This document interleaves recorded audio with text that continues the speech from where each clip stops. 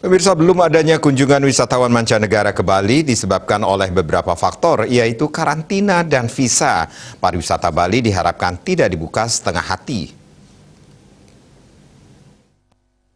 Pelaku pariwisata Panudianakun menyatakan hingga saat ini wisatawan mancanegara belum juga ada yang berkunjung ke Bali. Hal ini dikarenakan beberapa faktor, yaitu karantina wisatawan yang cukup lama. Visanya juga dinilai kaku, yaitu hanya visa diplomatik, visa kunjungan usaha dan visa dinas, sedangkan yang diperlukan adalah visa turis. Selain pariwisata selama 1,5 tahun terakhir, nilai ekspor Bali juga mengalami penurunan. Hal ini dikarenakan penerbangan hanya lewat Jakarta. Apabila pariwisata Bali memang dibuka, maka jangan setengah hati. Visa yang digunakan diharapkan visa turis, mengingat yang banyak datang ke Bali adalah turis.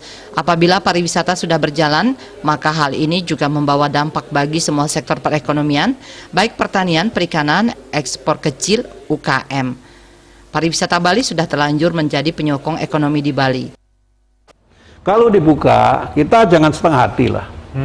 Ya toh, visa turis. Karena yang banyak datang ke Bali itu turis, orang yang mau berlibur.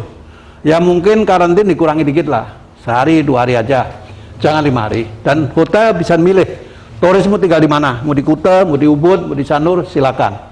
Kalau menurut saya, ya kita bolehlah bargain sedikit, karena kalau yang begini, saya rasa harus ditunggu lah.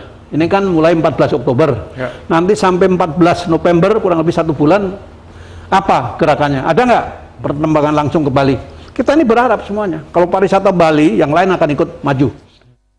Kesehatan dan pariwisata Bali diharapkan bisa berjalan dengan seimbang, sehingga kedepannya pariwisata Bali tetap sehat. Agung Ria, Bali TV.